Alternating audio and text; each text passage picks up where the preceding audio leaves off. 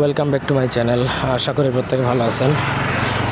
আজকে আমি আপনাদেরকে মাত্র 72 ঘন্টায় একটা লিঙ্গবান দিব। 17 লিঙ্গ চিরতরে মনে করেন অকেজ হয়ে যাবে, আর কোনোভাবেই সেটা ভালো হবে না। আর এটা হচ্ছে মাত্র 72 ঘন্টায় কাজ করে। যে কোনো নারী পুরুষের উপর প্রয়োগ করা যায়, স্বামী স্ত্রীর উপর প্রয়োগ করা যায়। যদি আপনার স্বামী স্ত্রী পরকীয়া করে, আপনি চাইলে এটা তার উপর অ্যাপ্লাই করতে পারেন। তো ব্যক্তিগত যে কোনো প্রয়োজন কিংবা যে কোনো কাজ আমাদেরকে দিয়ে করাতে চাইলে স্ক্রিনে দেওয়া নাম্বারে সরাসরি ফোনে, হোয়াটসঅ্যাপে অথবা ইমেতে যোগাযোগ করে আমাদেরকে দিয়ে যে কোনো কাজ করাতে পারবেন, দেশে কিংবা দেশের বাইরে থেকে। এটা হচ্ছে একটা লিঙ্গবান। মূল কথা হচ্ছে যে যার উপর প্রয়োগ করা হবে তার সর্বশেষ সক্ষমতাটা নষ্ট হয়ে যাবে, সে আর কোনোভাবেই কোনো শারীরিক মিলন করতে পারবে না। মূলত এই জন্য এটা প্রয়োগ করা হয়, ঠিক আছে? তো এখন আমি আপনাদেরকে নিয়ম বলবো, যেই নিয়ম বলবো সেই নিয়মেই কাজ করবেন।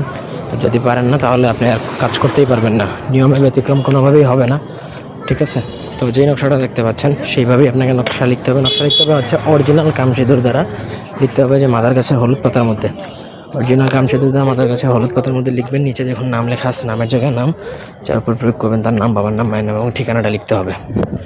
নকশা লেখা যখন আপনার কমপ্লিট হয়ে যাবে, তখন আপনাকে সেই নকশাটা যে কোনো খাবারের সাথে মিশিয়ে অথবা পানির মধ্যে বা শরবতের মধ্যে ডুবিয়ে খাবারের সাথে মিশিয়ে আপনি যাকে খাওয়াবেন, সে যদি এক ফোঁটাও খেয়ে ফেলে তাহলে কিন্তু তার লিঙ্গটা ধীরে ধীরে বসে যাবে। এমনভাবে ধ্বজভঙ্গ হবে যে কোনো ডাক্তার, ওঝা, কবিরাজ কেউ মিলিয়ে কিন্তু এটা ভালো করতে পারবে না, ঠিক আছে?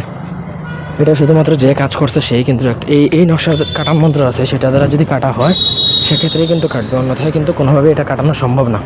আশা করি বুঝাইতে পারছি। কোনো ধরনের অসৎ উদ্দেশ্য বা কোনো খারাপ উদ্দেশ্য নিয়ে এটা প্রয়োগ করবেন না। হ্যাঁ, আপনি যদি একান্ত অপারগ হয়ে থাকেন বা আপনার স্বামী স্ত্রী পরকীয়া করে, তখন চাইলে এটা প্রয়োগ করতে পারেন। ধন্যবাদ সবাইকে। আল্লাহ হাফেজ।